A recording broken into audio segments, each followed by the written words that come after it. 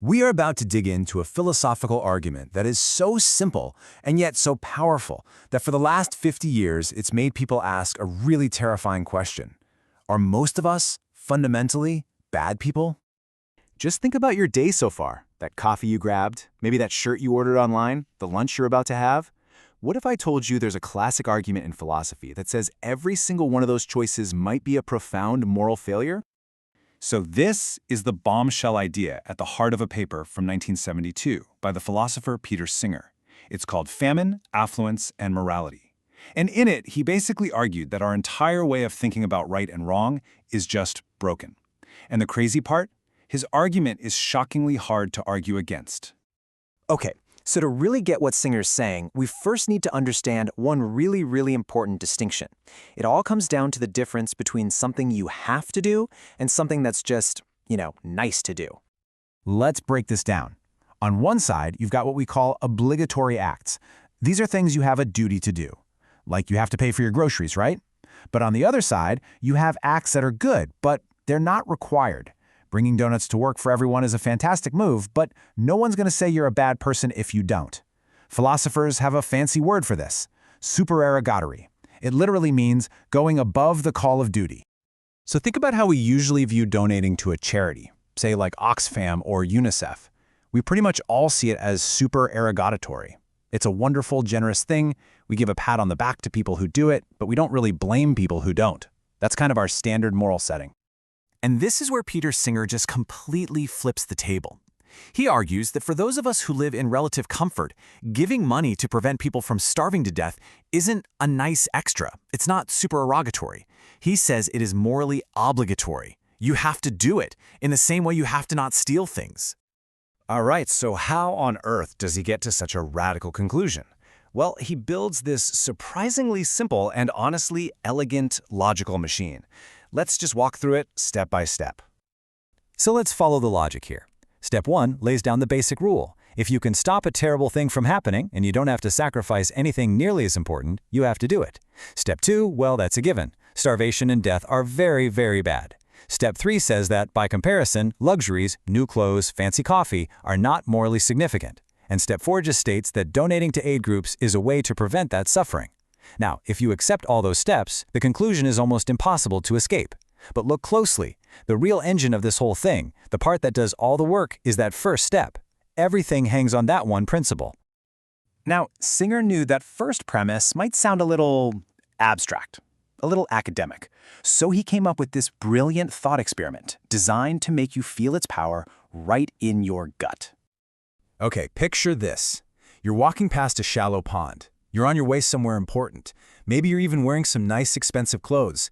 And then you see a small child thrashing in the water, clearly drowning, and there's nobody else around. It's just you. You can easily wade into the pond and pull the kid out.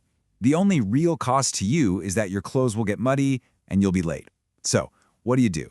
Is saving the child just a nice thing to do, or is it something you absolutely 100% must do? I mean, the answer for pretty much everyone is an immediate yes. Of course you save the child. The idea of letting a kid die just to keep your clothes clean it's monstrous. And that feeling, that gut reaction, is the genius of this example. It proves that you already believe in Singer's core principle. You believe that we have to prevent something awful from happening if the cost to ourselves is insignificant in comparison. Okay, I can already hear what you're thinking. Sure, I'd save the kid in the pond, but that is totally different from donating to famine relief.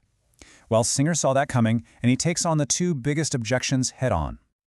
The first objection is the most obvious one: proximity. The drowning child is right there. You can see them. A starving person, on the other hand, is thousands of miles away. Surely that distance has to matter, morally, doesn't it? Singer's response is devastatingly simple. Does their being far away make their life less valuable or their suffering less real? He argues that today, with the internet and global aid agencies, distance is no longer a real barrier. We know about the suffering in real time, and we have the means to help effectively.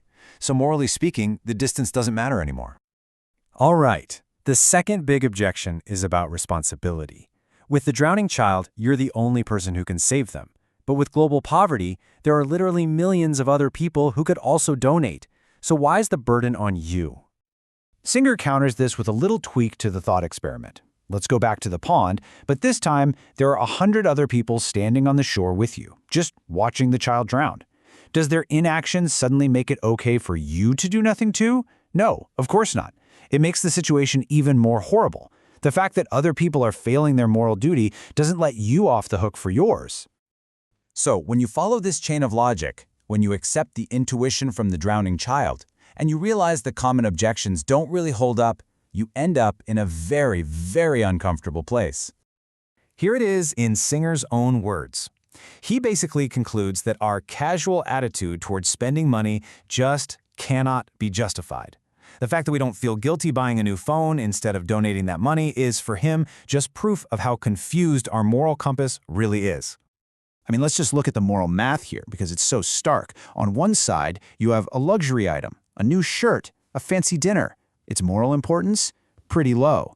On the other side, you have a human life. Its moral importance? About as high as it gets.